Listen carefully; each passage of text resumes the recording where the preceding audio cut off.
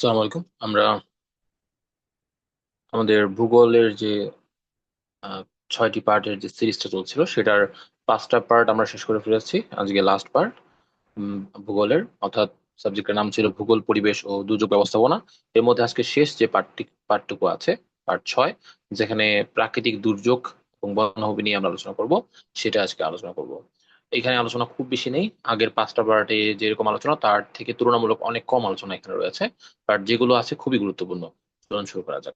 একদম ফার্স্টে, প্রাকৃতিক দুর্যোগের 5টি প্রধান ধরন রয়েছে। প্রাকৃতিক দুর্যোগ কত প্রকার ও কি কি? প্রাকৃতিক দুর্যোগ মোট 5 প্রকার। প্রধানত 5 প্রকার। কি কি সেগুলো? এক, জিও ফিজিক্যাল, যাকে ভূ প্রাকৃতিক বলা হয়। জিও মানে ভূ, ফিজিক্যাল মানে ফিজিক্যাল হচ্ছে প্রাকৃতিক না। যদি মানে জিও ফিজিক্যাল শাব্দিক অর্থ ভূ প্রাকৃতিক না, বাট জিও ফিজিক্যাল মানে ভূ প্রাকৃতিকই বোঝায়, পারিবারিক শব্দের মতো কিছুটা। হাইড্রোলজিক্যাল বা জলজ, অ্যাটমসফিয়ারিক বা বায়ুমণ্ডলীয়, মেটিওরোলজিক্যাল বা কৃষি আবহাওয়া, এবং বায়োলজিক্যাল বা জৈবিক। মোট 5 ধরনের, 5টি প্রধান ধরন রয়েছে প্রাকৃতিক দুর্যোগের। ঠিক আছে? তার মধ্যে প্রথমটা তাহলে কি? জিও ফিজিক্যাল বা ভূপ্রাকৃতিক। তারপরটা হচ্ছে হাইড্রোলজিক্যাল বা জলজ, অ্যাটমসফিয়ারিক বা বায়ুমণ্ডলীয়, অ্যাগ্রোমেটিওরোলজিক্যাল বা কৃষি আবহাওয়া, অ্যাগ্রো কৃষি, মেট্রোলজিক্যাল হচ্ছে আবহাওয়া, অ্যান্ড বায়োলজিক্যাল বা জৈবিক। আমরা একটু একটা একটা করে দেখি। জিও ফিজিক্যাল বা ভূপ্রাকৃতিক, মূলত ভূমিকম্প বা আর্থকোয়েক, সুনামি, আগ্নেয়গিরি, ভলকানো, ভূমিধস বা ল্যান্ডস্লাইড, এইগুলো হচ্ছে জিও ফিজিক্যাল বা ভূপ্রাকৃতিক প্রাকৃতিক দুর্যোগের মধ্যে পড়ে। হাইড্রোলজিক্যাল বা জলজ হচ্ছে বন্যা, ফ্লাড, ফ্লড, দেন জলোচ্ছ্বাস, স্টোম সার্চ, দেন নদী ভাঙন, রিভার এরোশন, লবণাক্ততা বৃদ্ধি, স্যালিনিটি ইনটিউশন। এই সবগুলো কি? হাইড্রোলজিক্যাল, মানে পানির সাথে সংযুক্ত। তাহলে বন্যা, জলোচ্ছ্বাস, নদী ভাঙন, লবণাক্ততা বৃদ্ধি। অ্যাটমসফিয়ারিক বা বায়ুমণ্ডল হচ্ছে ঘূর্ণিঝড়, টর্নেডো, কালবৈশাখী কালবৈশাখী, বজ্রপাত, শৈত্যপ্রবাহ, তাপপ্রবাহ। ঘূর্ণিঝড়, সাইক্লোন, টর্নেডো, কালবৈশাখী, নর্থ ওয়েস্টার, বজ্রপাত, থান্ডার স্টর্ম, শৈত্যপ্রবাহ, কোল্ড ওয়েভ, অ্যান্ড তাপপ্রবাহ, হিট ওয়েভ। এরপর আসি এগ্রো মেটিওরোলজিক্যাল বা কৃষি আবহাওয়া। মধ্যে রয়েছে খরা, ড্রৌট অ্যান্ড মরুকরণ, ডিজার্টিফিকেশন। অ্যান্ড লাস্টে হচ্ছে বায়োলজিক্যাল বা জৈবিক, মহামারী, এপিডেমিক যেমন করোনা, কলেরা, দেন পোকামাকড়ের আক্রমণ, পেস্ট অ্যাটাক যেমন হচ্ছে পঙ্কপাল। তো আমরা মোট 5 ধরনের প্রাকৃতিক, মানে 5 ধরনের প্রধান প্রাকৃতিক দুর্যোগ দেখলাম। একটা হচ্ছে জিও ফিজিক্যাল বা ভূ প্রাকৃতিক, সেটা হচ্ছে মেইন ভূমিকম্প, সুনামি। ঠিক আছে? ভূমিকম্প মূলত প্লেটের নড়াচড়ার কারণে হয়। তো সুনামিও সেম ভূমিকম্পের কারণে হয়। আগ্নেয়গিরি, ভূমিধস, এগুলো এই কারণে হয়। ঠিক আছে? হাইড্রোলজিক্যাল মানে পানি সম্পর্কিত, জলোচ্ছ্বাস, বন্যা, নদী ভাঙন, লবণাক্ততা বৃদ্ধি। বায়ুমণ্ডলীয় বা অ্যাটমসফিয়ারিক, তাহলে হচ্ছে বায়ুর সাথে যুক্ত, যেমন ঘূর্ণিঝড়, টর্নেডো, বজ্রপাত, শৈত্যপ্রবাহ, তাপপ্রবাহ ইত্যাদি। অ্যাগ্রোমেট্রোলজিক্যাল মানে কৃষি আবহাওয়া, খরা, মরুকরণ, এবং বায়োলজিক্যাল জৈবিক, মহামারী, পোকামাকড়ের আক্রমণ, এগুলো। তো প্রাকৃতিক দুর্যোগের প্রধান যে 5টি ধরন সেগুলো আমরা জেনে ফেললাম। এবার আমরা যাই বাংলাদেশের ভূমিকম্প বলয় ও ঝুঁকি। বাংলাদেশে যে ভূমিকম্প, সেই ভূমিকম্পের মোট উম 3টা ভাগে ভাগ করা যায় সেটিকে। একটা হচ্ছে কম ঝুঁকিপূর্ণ, লো; একটা মাঝারি ঝুঁকিপূর্ণ বা মডারেট; একটা হচ্ছে মারাত্মক ঝুঁকিপূর্ণ বা সিভিয়ার। মোট 3টা ভাগে ভাগ করা যায়। যেটা কম ঝুঁকিপূর্ণ সেটা রিক্টার স্কেলে 5-এর নিচে, রিক্টার স্কেল 5-এর নিচে যেটা। আচ্ছা, এখানে একটা জিনিস বলে রাখা ভালো, সেটা জেনে রাখা ভালো, সেটা হচ্ছে ভূমিকম্প নির্ণয় করার যে যন্ত্র সেটাকে বলা হয় সিসমোমিটার। আর ভূমিকম্প মানে ভূমিকম্পের মাত্রা নির্ণয় করার যন্ত্র সেটা হচ্ছে রিক্টার স্কেল। ঠিক আছে? তো আমরা এখানে রিক্টার স্কেলের পয়েন্ট দিচ্ছি। তো 0.5-এর নিচে, রিক্টার স্কেল এর 0.5-এর নিচে যদি সেটা হয় সেটা কম ঝুঁকিপূর্ণ। যদি 0.6-এর কাছাকাছি হয় সেটা হচ্ছে মাঝারি ঝুঁকিপূর্ণ। আর 0.7-এর উপরে হলে সেটি মারাত্মক ঝুঁকিপূর্ণ। তো 5-এর নিচে হলে কম ঝুঁকিপূর্ণ, 6-এর কাছাকাছি হলে মাঝারি ঝুঁকিপূর্ণ, এবং 7-এর উপরে হলে মারাত্মক ঝুঁকিপূর্ণ। ঠিক আছে? এখন কোন অঞ্চলটা কোন কোন কোন বলয়ের মধ্যে পড়ে? মূলত 0.5-এর নিচে যার যেটা মানে একদম কম ঝুঁকিপূর্ণ, যেটা ভূমিকম্পের ঝুঁকি একদমই কম, সেটা হচ্ছে দক্ষিণ পশ্চিমাঞ্চল, যেটা বাংলাদেশের দক্ষিণ পশ্চিমাঞ্চল, যেটা সেটা অর্থাৎ খুলনা, বরিশাল, পটুয়াখালী, যশোর, কুষ্টিয়া। খুলনা, বরিশাল, পটুয়াখালী, আহ বরিশাল, পটুয়াখালী, খুলনা, যশোর, কুষ্টিয়া, এগুলো হচ্ছে কম ঝুঁকিপূর্ণ। মাঝারি ঝুঁকিপূর্ণ অর্থাৎ রিক্টার স্কেলে 0.6-এর কাছাকাছি মধ্যাঞ্চল, যেটা সেটা হচ্ছে যেমন ঢাকা, চট্টগ্রাম, কুমিল্লা, বগুড়া, টাঙ্গাইল, রাজশাহী, এগুলো হচ্ছে মাঝারি ঝুঁকিপূর্ণ। মারাত্মক ঝুঁকিপূর্ণ 0.7-এর উপরে উত্তর উত্তর পূর্বাঞ্চল, যেমন সিলেট, ময়মনসিংহ, উত্তরাঞ্চল এবং উত্তর উত্তর পূর্বাঞ্চল, সিলেট, ময়মনসিংহ, রংপুর, কুড়িগ্রাম, নেত্রকোনা, সুনামগঞ্জ, এগুলো হচ্ছে মারাত্মক ঝুঁকিপূর্ণ। খুব খেয়াল করে এটা খেয়াল করে মনে রাখতে হবে যে মারাত্মক ঝুঁকিপূর্ণ কোন কোন অঞ্চল, মাঝারি ঝুঁকিপূর্ণ কোন কোন অঞ্চল এবং কম ঝুঁকিপূর্ণ কোন কোন অঞ্চল। তাহলে খেয়াল করে দক্ষিণ পশ্চিমাঞ্চল যেটা খুলনা, বরিশাল, পটুয়াখালী, যশোর, কুষ্টিয়া, এই সাইডটা হচ্ছে কম ঝুঁকিপূর্ণ। মধ্যাঞ্চল অর্থাৎ ঢাকা, চট্টগ্রাম, রাজশাহী, টাঙ্গাইল, বগুড়া, কুমিল্লা, এগুলো হচ্ছে মাঝারি ঝুঁকিপূর্ণ মধ্যাঞ্চল। এবং মারাত্মক ঝুঁকিপূর্ণ হচ্ছে বাংলাদেশের উত্তর এবং উত্তর পূর্বাঞ্চল অর্থাৎ সিলেট, উত্তর হচ্ছে রংপুর, দেন হচ্ছে উত্তর পূর্বাঞ্চল সিলেট, ময়মনসিংহ, কুড়িগ্রাম, নেত্রকোনা, সুনামগঞ্জ, এগুলো হচ্ছে মারাত্মক ঝুঁকিপূর্ণ। গুরুত্বপূর্ণ দুটো বিষয় আমরা একটু দেখি। ফোকাস, যাকে বলা হয় হাইপো সেন্টার, ভূমিকম্পের উৎপত্তি স্থলকে বলা হয় ফোকাস বা হাইপো সেন্টার। আর এপি সেন্টার হচ্ছে বা উপকেন্দ্র হচ্ছে ফোকাসের ঠিক সোজাসুজি উপরের স্থান যেখানে ভূমিকম্পটা অনুভূত হয়, সেগুলো হচ্ছে এপি সেন্টার। সো যেখানে ভূমিকম্প উৎপত্তি স্থল সেটা হচ্ছে ফোকাস বা হাইপো সেন্টার। আর এপি সেন্টার কোনটা বা উপকেন্দ্র কোনটা? ফোকাসের ঠিক সোজাসুজি উপরে যেখানে যেখানে শুরুটা হয় আসলে। তো ফোকাস বা hypocentre and epicentre বুঝে গেলাম। এবার নেক্সট আমরা যাই ঐতিহাসিক ভূমিকম্প ও ভৌগোলিক পরিবর্তন। ঐতিহাসিকভাবে কি কি ভূমিকম্প হয়েছে এবং এগুলোর ফলে কি কি ভৌগোলিক পরিবর্তন হয়েছে সেটা দেখি। আমরা এখানে তিনটা ইনসিডেন্ট দেখবো, তিনটা ইনসিডেন্ট। প্রথম যে ইনসিডেন্ট সেটা 1762 সালে হয়েছিল, তারপর 1787 সালে হয়েছে এবং তারপরে 1897 সালে হয়েছে। তিনটা ইনসিডেন্ট কি হয়েছে, কি কি ইনসিডেন্ট ঘটেছে, এই যে একটু চিত্র, এই চিত্রটা দেখলে আমরা বুঝতে পারতেছি। মূলত 1762 সালে আরাকান ভূমিকম্প হয়েছিল এবং এর ফলে যেটা হচ্ছে সেন্ট মার্টিন দ্বীপ বা টেকনাফ উপকূল সৃষ্টি হয়েছিল, সৃষ্টি ও পরিবর্তন হয়েছিল। এই যে আমরা দেখতে পাচ্ছি সেন্ট মার্টিন দ্বীপের মতন, হ্যাঁ, এই যে অংশটা নারিকেল গাছ, এই যে একটা দ্বীপের মতো, এটা আরাকান ভূমিকম্পের ফলে সৃষ্টি হয়েছে। কবে? 1762 সালে। 1762 সালে আরাকান ভূমিকম্প হয়েছিল এবং এর ফলে সেন্ট মার্টিন দ্বীপ বা টেকনাফ উপকূল সৃষ্টি বা পরিবর্তন হয়েছিল। মানে আগের মতন অবস্থায় নাই, হয় সৃষ্টি হয়েছে না হয় পরিবর্তন হয়েছে। 1787 সালে গিয়ে কি হলো? 1787 সালে ভূমিকম্প এবং বন্যার ফল হলো কি? ফলাফল হলো ব্রহ্মপুত্রের গতিপথ পরিবর্তন হয়েছে। এই যে নদীটা দেখতে পাচ্ছি, ব্রহ্মপুত্র যেই পথে যাচ্ছিল সেটার গতিপথ পরিবর্তন হয়ে গেছে 1787 সালের ভূমিকম্পে। ব্রহ্মপুত্রের গতিপথ পরিবর্তন হয়ে গেছে। এবং তারপর 1897 সালে গ্রেট ইন্ডিয়ান আর্থকোয়েক হয়েছে। গ্রেট ইন্ডিয়ান আর্থকোয়েক অর্থাৎ গ্রেট ইন্ডিয়ান ভূমিকম্প হয়েছিল। ফলাফল হলো সবচেয়ে শক্তিশালী ঐতিহাসিক ভূমিকম্প এটি। ঢাকা সহ সারা দেশে অনুভূত হয়েছিল এটি। তার ইতিহাসের সবচেয়ে শক্তিশালী ভূমিকম্পের নাম হচ্ছে গ্রেট ইন্ডিয়ান আর্থকোয়েক। ঠিক আছে, তাহলে 1762 সালে একটা ভূমিকম্প হয়েছে, আরাকান ভূমিকম্প। তারপর 1787 সালে একটা ভূমিকম্প হয়েছে এবং 1700 সালে দুইটা, 1762 এবং 1787। এবং 1897 সালে একটা ভূমিকম্প হয়েছে, সেটা হচ্ছে গ্রেট ইন্ডিয়ান আর্থকোয়েক। সবচেয়ে সবচেয়ে শক্তিশালী ছিল এটি ইতিহাসে। এবার আসি বন্যা। বন্যার প্রকারভেদ, প্রভাব এবং ব্যবস্থাপনা দেখি। বন্যা মূলত তিন প্রকারে আমরা দেখি। একটা হচ্ছে মৌসুমী বন্যা, সাধারণত বর্ষাকালে হয়। একটা আকস্মিক বন্যা, এটি পার্বত্য এলাকায় বেশি দেখা যায়, প্রাণীর হ্রাস বৃদ্ধি দ্রুত হয়। এবং জোয়ার ভাটা জনিত বন্যা, অর্থাৎ সংক্ষিপ্ত স্থিতিকাল হয়, অমাবস্যা বা পূর্ণিমায় ভয়াবহ রূপ নেয় এরা। এটা হচ্ছে জোয়ার ভাটা জনিত বন্যা। সো বন্যা মূল মানে কয়েকটা প্রকারে হয়, তার মধ্যে তিনটা প্রকার মেজর দেখা যায়। যে সাধারণত বর্ষাকালে যেটা হয় সেটা হচ্ছে মৌসুমী বন্যা, কারণ মৌসুমী হয় এটা। আকস্মিক বন্যা যেটা, সেটা পার্বত্য এলাকায় বেশি দেখা যায়। এবং জোয়ার ভাটা জনিত যে বন্যা, সংক্ষিপ্ত স্থিতিকাল থাকে, এটা অমাবস্যা এবং পূর্ণিমা ভয়াবহ রূপ নেয়। এবং আমরা এই তিন রকম বন্যা জানলাম। এবার দেখি যে ইতিহাসের ভয়াবহ দুটো বন্যা দেখি। একটা হচ্ছে 1988 সালের বন্যা এবং 1998 সালের বন্যা। 1988 সালে যে বন্যা সেটা সবচেয়ে তীব্র এবং ভয়াবহ ছিল, কিন্তু স্থায়িত্ব কম ছিল। কিন্তু 1998 সালে যে বন্যা সেটা দীর্ঘস্থায়ী বন্যা ছিল, দেশের সবচেয়ে বেশি এলাকা ক্ষতিগ্রস্ত হয়েছিল এই 1998 সালের বন্যা। তো 1998 সবচেয়ে তীব্র এবং ভয়াবহ ছিল কিন্তু স্থায়িত্ব কম ছিল। 1998 সালে দীর্ঘস্থায়ী বন্যা হয় এবং দেশের সব দেশের সবচেয়ে বেশি এলাকা ক্ষতিগ্রস্ত হয় এই 1998 সালে বন্যা। এখন গুরুত্বপূর্ণ তথ্য সম্পর্কে একটু দেখে নিই বন্যা সম্পর্কে। যে বন্যার পূর্বাভাস দেয় পানি উন্নয়ন বোর্ড। এটা কিন্তু আবহাওয়া সংযোজনের কোনো বোর্ড না। পানি উন্নয়ন বোর্ড হচ্ছে বিডব্লিউডিবি। এটা হচ্ছে বন্যার পূর্বাভাস দেয়। বন্যা নিয়ন্ত্রণ মন্ত্রণালয় হচ্ছে পানি সম্পদ মন্ত্রণালয়, দুর্যোগ মন্ত্রণালয় নয়। তো বন্যা যদিও একটা দুর্যোগ, বাট বন্যা নিয়ন্ত্রণ মন্ত্রণালয় কিন্তু পানি সম্পদ মন্ত্রণালয়, দুর্যোগ মন্ত্রণালয় নয়। ফেপ বা ফ্লাড অ্যাকশন প্ল্যান নেওয়া হয়েছিল 1989 সালে। কেন? কারণ 1988 সালে ভয়াবহ বন্যা হয়েছিল একদম।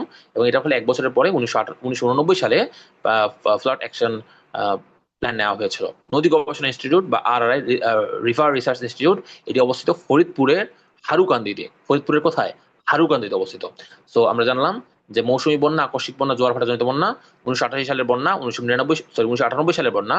এবং বন্যা পূর্বাভাস দেয় হচ্ছে পানি উন্নয়ন বোর্ড, বন্যা নিয়ন্ত্রণ মন্ত্রণালয় হচ্ছে পানি সম্পদ মন্ত্রণালয়, FAP ফাব গঠিত হয়েছিল 1989 সালে এবং নদী গবেষণা ইনস্টিটিউট ফরিদপুরের হারুকান্দিতে অবস্থিত। এবার আমরা দেখবো এই অধ্যায়ের একদম লাস্ট স্টেজে চলে আসছি আমরা, দুর্যোগ ব্যবস্থাপনা চক্র বা ডিজাস্টার ম্যানেজমেন্ট সাইকেল। খুবই গুরুত্বপূর্ণ এই জিনিসটা। দুর্যোগ ব্যবস্থাপনা চক্রটা আমরা কিভাবে কাজ করে? দুর্যোগ ব্যবস্থাপনা চক্রটা মূলত বিষয়টা মূলত দুইটা ভাগে ভাগ করা যায়। এক, দুর্যোগ পূর্ববর্তী বা রিস্ক রিডাকশন অংশ, আর একটা দুর্যোগ পরবর্তী বা রিকভারি।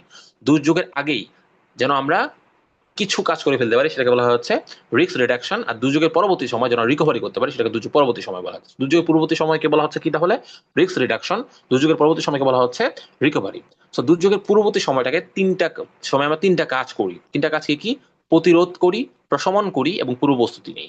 প্রতিরোধ বা প্রিভেনশন, প্রশমন বা মিটিগেশন এবং পূর্ব প্রস্তুতি বা প্রিপেয়ার্ডনেস, তিনটা কাজ করি। প্রতিরোধ, প্রশমন, পূর্ব প্রস্তুতি। প্রতিরোধ বলতে কি বোঝাচ্ছি? স্থায়ী ব্যবস্থা নেওয়া, যেমন বাঁধ নির্মাণ, মজবুত ঘরবাড়ি তৈরি, বনায়ন ইত্যাদি। তারপর প্রশমন বা মিটিগেশন বলতে কি বোঝাচ্ছি? ঝুঁকি কমানো, যেমন সাইক্লোন শেল্টার বানানো। পূর্ব প্রস্তুতি বা প্রিপেয়ারনেস বলতে কি বোঝাচ্ছি? তাৎক্ষণিক প্রস্তুতি, যেমন সংকেত প্রচার, মহড়া, শুকনো খাবার সংগ্রহ, আশ্রয় কেন্দ্র চিহ্নিতকরণ ইত্যাদি। তো আমরা দুর্যোগ পূর্ববর্তী বা রিস্ক রিডাকশনে তিনটা কাজ করি: প্রতিরোধ, প্রশমন এবং পূর্ব প্রস্তুতি। এবার আসে দুর্যোগ পরবর্তী বা রিকভারিতে তিনটা কাজ কি করি: সারাদান বা রেসপন্স, দেন পুনরুদ্ধার বা রিকভারি, অ্যান্ড উন্নয়ন বা ডেভেলপমেন্ট। সারাদান, পুনরুদ্ধার এবং উন্নয়ন। সারাদান বলতে বা রেসপন্স কি বোঝাচ্ছি? তাৎক্ষণিক কাজ, যেমন উদ্ধার কাজ, ত্রাণ বিতরণ, প্রাথমিক চিকিৎসা, সারাদান বা রেসপন্স। দেন পুনরুদ্ধার বা রিকভারি, মেরামত, যেমন ক্ষতিগ্রস্ত ঘরবাড়ি এবং রাস্তাঘাটে ঘরবাড়ি মেরামত করে আগের অবস্থায় ফিরে আসা, পুনরুদ্ধার। এবং উন্নয়ন বা ডেভেলপমেন্ট, দীর্ঘমেয়াদী উন্নতি করা। সো আমরা দুর্যোগ ব্যবস্থাপনাকে মোট 6টা স্টেপ দেখতে পাই দুর্যোগ ব্যবস্থাপনা চক্রতে বা ডিজাস্টার ম্যানেজমেন্ট সাইকেলে। এর মধ্যে 3টা হচ্ছে দুর্যোগ পূর্ববর্তী বা রিস্ক রিডাকশন, আর 3টা হচ্ছে দুর্যোগ পরবর্তী বা রিকভারি। তো দুর্যোগ পূর্ববর্তী গুলো হচ্ছে প্রতিরোধ, প্রশমন, পূর্ব প্রস্তুতি বা প্রিভেনশন, মিটিগেশন, প্রিপেয়ারনেস। এবং দুর্যোগ পরবর্তী বা রিকভারি স্টেজে আছে সারাদান, পুনরুদ্ধার, উন্নয়ন বা রেসপন্স, রিকভারি, ডেভেলপমেন্ট। ওকে, এবার আমরা যাই আইন, নীতি ও গুরুত্বপূর্ণ প্রতিষ্ঠান। তো আইন আছে হচ্ছে দুর্যোগ আইন আছে হচ্ছে দুর্যোগ ব্যবস্থাপনা আইন 2012। দুর্যোগ ব্যবস্থাপনা আইন 2012 আইন আছে দুর্যোগ নিয়ে, এবং এর নীতিমালা হচ্ছে দুর্যোগ ব্যবস্থাপনা নীতিমালা 2015 সালে। দুর্যোগ ব্যবস্থাপনা নীতিমালা 2015 সালে প্রকাশিত হয়। 2015 সালের 19 জানুয়ারি গৃহীত হয়। মন্ত্রণালয় রয়েছে দুর্যোগ ব্যবস্থাপনা ও ত্রাণ মন্ত্রণালয়, এমওডিএমআর। তো দুর্যোগ ব্যবস্থাপনা ও ত্রাণ মন্ত্রণালয় রয়েছে আমাদের। আমাদের আইন আছে দুর্যোগ ব্যবস্থাপনা আইন 2012 সালে নেওয়া হয়েছে। দুর্যোগ ব্যবস্থাপনা নীতিমালা 2015 সালের 19 জানুয়ারি নেওয়া হয়েছে।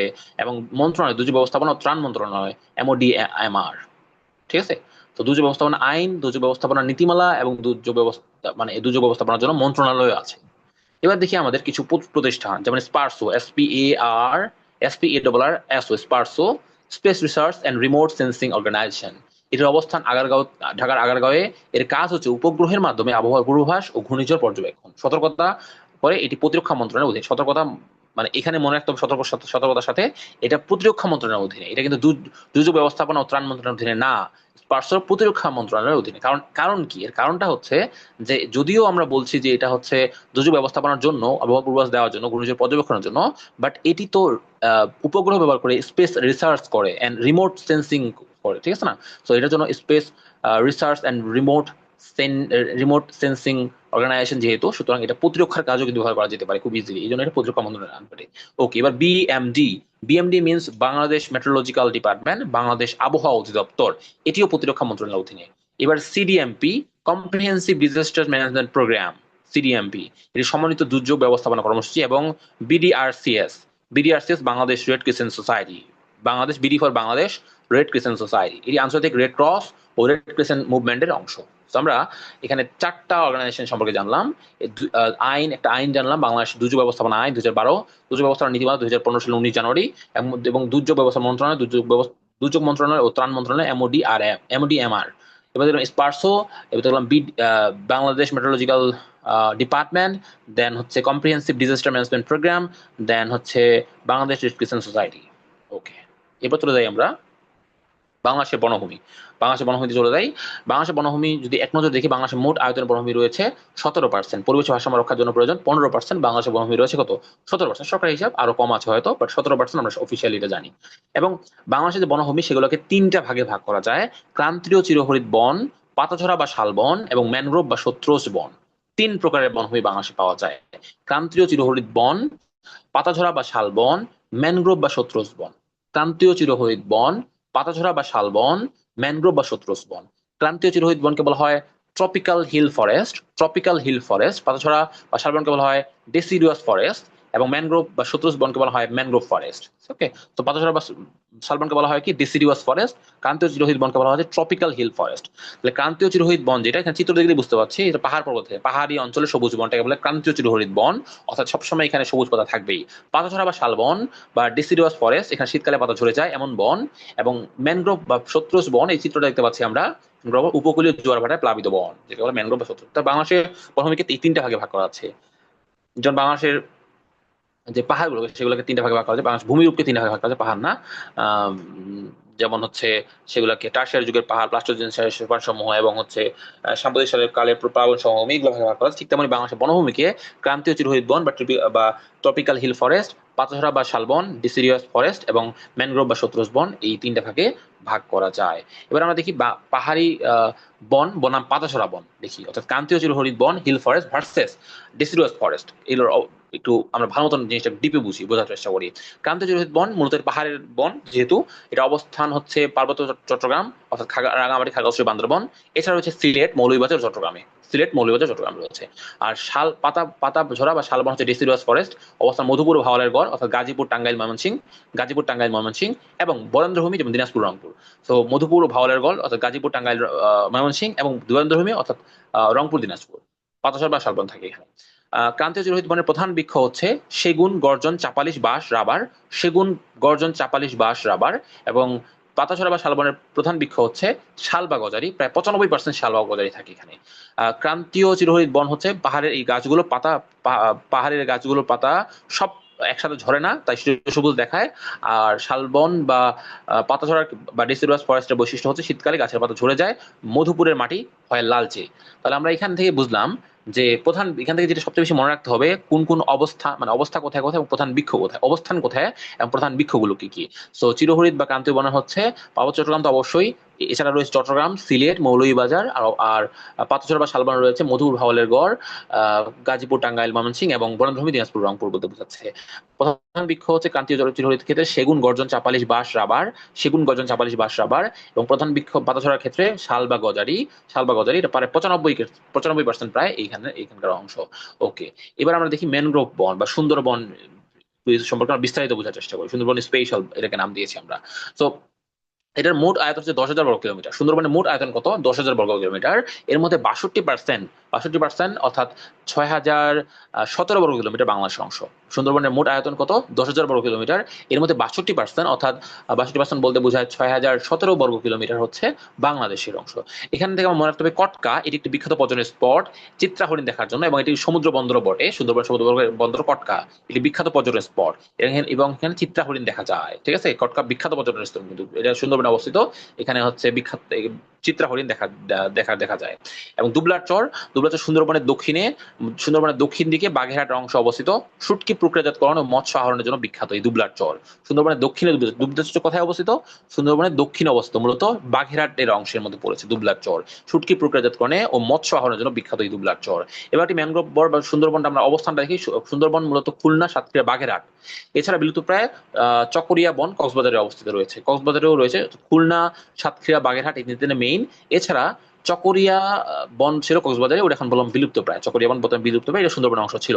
বর্তমানে খুলনা, বাগেরহাট এবং সাতক্ষীরা, খুলনা, সাতক্ষীরা, বাগেরহাট, খুলনা, বাগেরহাট, সাতক্ষীরা, এই তিনটা জেলা হচ্ছে সুন্দরবন মোটামুটি বলা যায়। প্রধান বৃক্ষ হচ্ছে সুন্দরী, মোট গাছের প্রায় 70% সুন্দরী। যেমন একটু আগে আমরা দেখলাম যে আহ পাতাঝরা বা শালবন, বা শতজন শালবনের মধ্যে একটু আগে দেখলাম যে 95% হচ্ছে শাল বা শাল শাল গাছ। কথা দেখলাম এই যে শাল বা গজারি 95%। কত পার্সেন্ট? 95%। পাতাঝরা বা শালবনের মধ্যে 95% শাল বা গজারি। ঠিক তেমনি সুন্দরবনের ক্ষেত্রে সুন্দরী গাছ 70%। এছাড়া রয়েছে গেওয়া, গরান, গোলপাতা।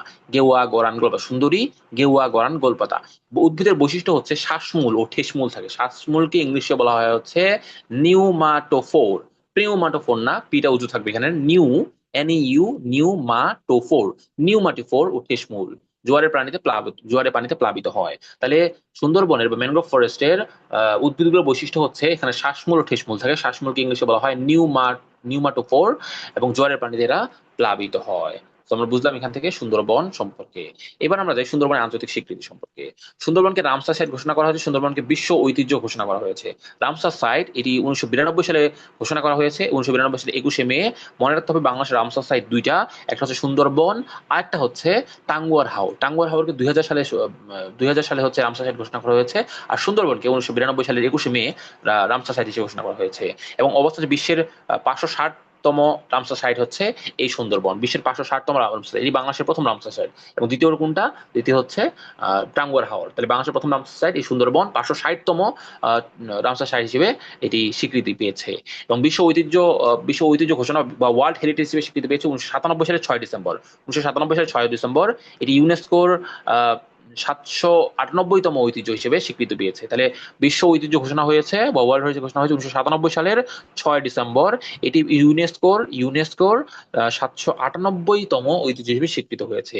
এবং 21তম সম্মেলনে ইতালির নেপলসে এই ঘোষণা দেওয়া হয়। জাতিসংঘের যে 21তম সম্মেলন যেটা হয়েছিল ইতালির নেপলসে, সেখানে এই ঘোষণা দেওয়া হয়েছিল। ইউনেস্কো থেকে 798তম ঐতিহ্য হিসেবে এই সুন্দরবনকে স্বীকৃতি দেওয়া হয়েছে। ক্যাটাগরি কি? সুন্দরবন মূলত সাংস্কৃতিক বা কালচার নয়, বরং প্রাকৃতিক ঐতিহ্য হিসেবে স্বীকৃত। এখানে এটা আমাদের ভুল হয়, মাঝে মাঝে কনফিউশন তৈরি হয়। সুন্দরবন আসলে স্বীকৃতি পাচ্ছে ঠিক আছে, বা বিশ্ব ঐতিহ্য ঘোষণা করা হয়েছে ঠিক আছে, কিন্তু সেটা কি হিসেবে? সাংস্কৃতিক হিসেবে বা কালচার হিসেবে না, এটা হচ্ছে প্রাকৃতিক ঐতিহ্য হিসেবে এটাকে ঘোষণা করা হয়েছে। তাহলে সুন্দরবনের স্বীকৃতি দুইটা। রামসার সাইট 1992 সালের 21 মে, এবং এটি 560তম রামসার সাইট হিসেবে স্বীকৃতি পেয়েছে, বাংলাদেশের ক্ষেত্রে প্রথম। আর বিশ্ব ঐতিহ্য ঘোষণা হয়েছে 1997 সালের 6 ডিসেম্বর, যেটি ইউনেস্কো 798তম ঐতিহ্য হিসেবে স্বীকৃতি দিয়েছে। এবং 21তম সম্মেলন, জাতিসংঘের 21তম সম্মেলন ইতালির নেপলসে হয়েছিল, সেখানে এই ঘোষণা দেওয়া হয়েছিল। এটা প্রাকৃতিক ঐতিহ্য হিসেবে স্বীকৃত। এবার গুরুত্বপূর্ণ বন উদ্যানের ক্ষেত্রে দেখি। বাংলাদেশের এখানে 6টি গুরুত্বপূর্ণ বন ও উদ্যান আমরা দেখতে পাচ্ছি। একটা হচ্ছে লাউয়াছড়া জাতীয় উদ্যান, হচ্ছে ভাওয়াল জাতীয় উদ্যান, মধুপুর জাতীয় উদ্যান, রামসাগর জাতীয় উদ্যান, হিমছড়ি জাতীয় উদ্যান এবং নিঝুম দ্বীপ। লাউয়াছড়া জাতীয় উদ্যান এটি মৌলভীবাজারের কমলগঞ্জে। লাউয়াছড়া জাতীয় উদ্যানের অবস্থান কোথায়? মৌলভীবাজারের কমলগঞ্জ। এটি একটি রেইন ফরেস্ট জীব বৈচিত্র্য ভরপুর। লাউয়াছড়া জাতীয় উদ্যান এটি মৌলভীবাজারের কমলগঞ্জে। এটি একটি রেইন ফরেস্ট এবং জীব বৈচিত্র্য ভরপুর। ভাওয়াল জাতীয় উদ্যান এটি গাজীপুরের ভাওয়াল শাল বা গজারি গাছের জন্য বিখ্যাত। মধুপুর জাতীয় উদ্যান এটি টাঙ্গাইল ও ময়মনসিংহে বানর ও হনুমানের জন্য পরিচিত এটি। তাহলে মধুপুর এই জাতীয় উদ্যান এটি কোথায় অবস্থিত? টাঙ্গাইল ও ময়মনসিংহে। ভাওয়াল জাতীয় উদ্যান এটি অবস্থিত হচ্ছে গাজীপুরে। তাহলে মধুপুর ও ভাওয়াল বলি আমরা। তো মধুপুরটা মূলত টাঙ্গাইল এবং ময়মনসিংহে, ভাওয়ালটা হচ্ছে গাজীপুরে। ভাওয়ালটা শাল ও গজারি গাছের জন্য বিখ্যাত, কিন্তু মধুপুর জাতীয় উদ্যানটা মূলত বানর ও হনুমানের জন্য বিখ্যাত। রামসাগর জাতীয় উদ্যান এটি দিনাজপুর, দেশের প্রথম জাতীয় উদ্যান। এই রামসাগর জাতীয় উদ্যান দিনাজপুরে অবস্থিত। হিমছড়ি জাতীয় উদ্যান এটি কক্সবাজারে অবস্থিত, পাহাড় ও ঝর্ণার জন্য বিখ্যাত, এবং হিমছড়ি পাহাড়ি কিন্তু শীতল পানির ঝর্ণা প্রবাহিত হয়। এবার আসি নিঝুম দ্বীপটা মূলত নোয়াখালীর হাতিয়াতে অবস্থিত, হরিণ অভয়ারণ্য হিসেবে এটি বিখ্যাত। এর মাধ্যমে আমাদের আজকের আলোচনা শেষ হয়। তবে আমরা আজকের আলোচনাকে একটু রিভিউ করে নিব। আমরা কি কি পড়লাম, কি পড়ার মাধ্যমে আমাদের ভূগোলের যে আলোচনা সেটা শেষ করলাম। প্রথমেই আমরা আলোচনা করেছি প্রাকৃতিক দুর্যোগের 5টি প্রধান ধরন। জিও ফিজিক্যাল বা ভূ প্রাকৃতিকের মধ্যে রয়েছে ভূমিকম্প, সুনামি, আগ্নেয়গিরি, ভূমিধস। হাইড্রোলজিক্যালের মধ্যে রয়েছে বন্যা, জলোচ্ছ্বাস, নদী ভাঙ্গন, লবণাক্ততা বৃদ্ধি। অ্যাটমসফিয়ারিক বা বায়ুমণ্ডলের মধ্যে রয়েছে ঘূর্ণিঝড়, টর্নেডো, কালবৈশাখী, বজ্রপাত, শৈত্যপ্রবাহ, তাপপ্রবাহ। অ্যাগ্রো মেট্রোলজিক্যালের মধ্যে রয়েছে খরা, মরুকরণ, এবং বায়োলজিক্যালের মধ্যে রয়েছে মহামারী, পোকামাকড়ের আক্রমণ। এরপরে আমরা বলেছি হচ্ছে বাংলাদেশের ভূমিকম্প বলয় ও ঝুঁকি। রিক্টার স্কেল 5-এর নিচে হলে কম ঝুঁকিপূর্ণ। দক্ষিণ পশ্চিমাঞ্চল বাংলাদেশ, খুলনা, বরিশাল, পটুয়াখালী, যশোর, কুষ্টিয়া কম ঝুঁকিপূর্ণ। মাঝারি 6-এর কাছাকাছি রিক্টার স্কেলে, সেটা হচ্ছে বাংলাদেশের মধ্যাঞ্চল, যেটা ঢাকা, চট্টগ্রাম, কুমিল্লা, বগুড়া, টাঙ্গাইল, রাজশাহী। এবং মারাত্মক ঝুঁকিপূর্ণের মধ্যে রিক্টার স্কেল 7-এর উপরে যদি হয় সেটা মারাত্মক ঝুঁকিপূর্ণ। উত্তরাঞ্চল বাংলাদেশ অর্থাৎ রংপুর, কুড়িগ্রাম, এবং উত্তর পূর্বাঞ্চল যেমন সিলেট, ময়মনসিংহ, নেত্রকোনা, সুনামগঞ্জ, এরা হচ্ছে মারাত্মক ঝুঁকিপূর্ণের মধ্যে রয়েছে। ফোকাস বা হাইপোসেন্টার ভূমিকম্প উৎপত্তি, এপিসেন্টার বা উপকেন্দ্র হচ্ছে ফোকাসের ঠিক সোজাসুজি উপরের স্থান। ঐতিহাসিক ভূমিকম্প এবং ভৌগোলিক পরিবর্তনের ক্ষেত্রে দেখেছি 1762 সালে আরাকান ভূমিকম্পের কারণে সেন্ট মার্টিন দ্বীপ সৃষ্টি হয়েছে বা পরিবর্তন হয়েছে।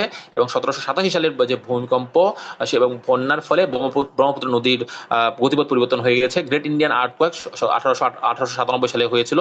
এর ফলে এটি সবচেয়ে শক্তিশালী ইতিহাসের ভূমিকম্প ছিল এটি, গ্রেট ইন্ডিয়ান আর্থকোয়েক 1897 সাল। বন্যার প্রকার দেখলাম, বন্যা হচ্ছে মৌসুমী বন্যা হতে পারে, আকস্মিক বন্যা হতে পারে, জোয়ার ভাটা জনিত বন্যা হতে পারে। বাংলাদেশে 1758 1788 সালে বাংলাদেশ সবচেয়ে তীব্র ও ভয়াবহ ভূমিকম্প ছিল, কিন্তু স্থায়িত্ব কম ছিল।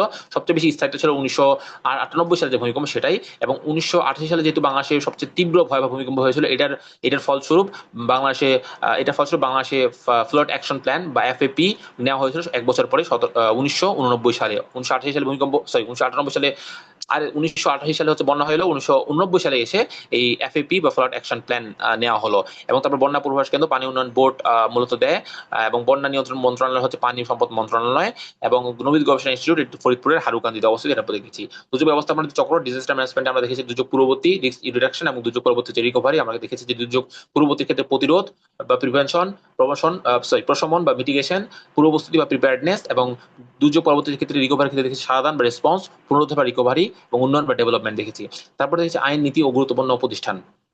এখানে দেখছি দুর্যোগ ব্যবস্থাপনা আইন 2012, দুর্যোগ ব্যবস্থাপনা নীতিমালা 2015 সালের 19 জানুয়ারি, এবং দুর্যোগ ব্যবস্থাপনা ও ত্রাণ মন্ত্রণালয় এমওডিএমআর। এরপর দেখেছি SPARRSO, space research and remote sensing organisation, ঢাকার আগারগাঁওয়ে অবস্থিত, উপগ্রহের মাধ্যমে আবহাওয়া পূর্বাভাস ও ঘূর্ণিঝড় পর্যবেক্ষণ করে, এটি প্রতিরক্ষা মন্ত্রণালয়ের অধীন। তারপর দেখেছি বাংলাদেশ মেট্রোলজিক্যাল ডিপার্টমেন্ট, আবহাওয়া অধিদপ্তর। তারপর দেখেছি কম্প্রিহেনসিভ ডিজাস্টার ম্যানেজমেন্ট প্রোগ্রাম। তারপর দেখেছি হচ্ছে Bangladesh red crescent society. Bangladesh বনভূমি দেখেছি, বাংলাদেশ বনভূমির বর্তমানে রয়েছে 17%, এবং এর মধ্যে ক্রান্তীয় চিরহরিৎ বন, পাতাঝর বা শালবন, তারপর দেখছি ম্যানগ্রোভ বা শত্রুজ বন।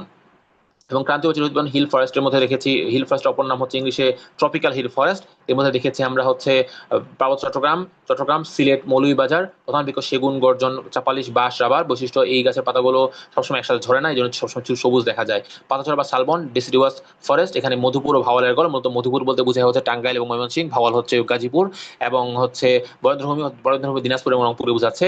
এই এলাকাগুলোতে পাতাঝরা বা শালবন বেশি থাকে। প্রধান বৃক্ষ হচ্ছে শাল বা গজারি, প্রায় 95% বৃক্ষ এগুলোই। শীতকালে গাছের পাতা ঝরে যায়। মধুপুরের মাটি হচ্ছে লালচে, অর্থাৎ টাঙ্গাইল এবং ময়মনসিংহের মাটি লালচে। এবং ম্যানগ্রোভ বনের ক্ষেত্রে দেখলাম যে বাংলাদেশে মানে মোট সুন্দরবনের আয়তন হচ্ছে 10,000 বর্গ কিলোমিটার। বাংলাদেশের হচ্ছে 62%, অর্থাৎ 6,017 বর্গ কিলোমিটার। এখানে রয়েছে কটকা, এখানে রয়েছে দুবলার চর। সুন্দরবনের দক্ষিণে বাগেরহাট অংশে রয়েছে দুবলার চর। এরপর রয়েছে অবস্থান, সুন্দরবনের অবস্থান খুলনা, সাতক্ষীরা, বাগেরহাট। প্রধান বৃক্ষ হচ্ছে সুন্দরী, মোট গাছে 70%। এছাড়া রয়েছে গেওয়া, গোরান, গোলপাতা। উদ্ভিদ বৈশিষ্ট্য হচ্ছে শ্বাসমূল বা নিউমাটোফোর, এবং ঠেসমূল রয়েছে, জোয়ারের পানিতে প্লাবিত হয়। সুন্দরবনের আন্তর্জাতিক স্বীকৃতির মধ্যে রয়েছে রামসার সাইট, 1992 সালে 21 মে বিশ্বের 560তম রামসার সাইট। এটি বাংলাদেশের প্রথম রামসার সাইট। বিশ্ব ঐতিহ্য ঘোষণা ওয়ার্ল্ড হেরিটেজ, এটি 1997 সালের 6 ডিসেম্বর হয়। ইউনেস্কোর 798তম ঐতিহ্য হিসেবে স্বীকৃত, এবং 21তম সম্মেলনে ইতালি নেভাল সিটি ঘোষণা দেওয়া হয়েছিল। তবে সুন্দরবনকে সাংস্কৃতিক নয়, বরং প্রাকৃতিক ঐতিহ্য হিসেবে স্বীকৃতি দেওয়া হয়েছে। গুরুত্বপূর্ণ বন উদ্যানের মধ্যে রয়েছে দেখেছি লাউয়াছড়া জাতীয় উদ্যান, ভাওয়াল জাতীয় উদ্যান, মধুপুর জাতীয় উদ্যান, রামসাগর জাতীয় উদ্যান, হিমছড়ি জাতীয় উদ্যান, এবং নিঝুম দ্বীপ। এর মাধ্যমে আমাদের আজকের আলোচনা শেষ হলো, এবং এর মাধ্যমে আমরা যে ভূগোলের যে আমাদের 6টি পার্ট সেটাও শেষ হলো। পরবর্তী কোনো আলোচনায় আবার দেখা হবে ইনশাল্লাহ। সে পর্যন্ত সুস্থ থাকেন। আল্লাহ হাফেজ। আসসালামু আলাইকুম।